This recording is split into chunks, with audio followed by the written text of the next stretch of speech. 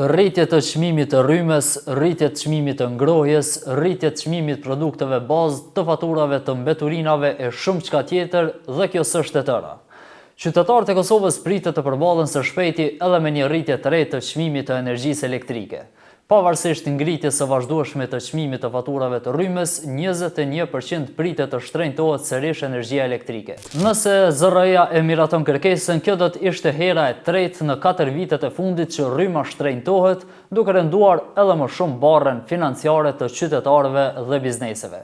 Kompania Kesko i ka dorëzuar zyrës së rregullatorit për energji kërkesën për rritjen e tarifave të rrymës me 21.4% për vitin 2026, duke arsyetuar atë me rritjen e kostove të furnizimit, ndikimin e importit, sigurinë e furnizimit gjatë dimrit dhe shpenzimet operative të rrjetit. Sipas aplikimit, furnizuesi i shërbimit universal ka kërkuar që të hyrat e lejuara maksimale për vitin 2026 të arrijnë në 528.78 milion euro nga rreth 435 sa ishte aprovuar për 2025.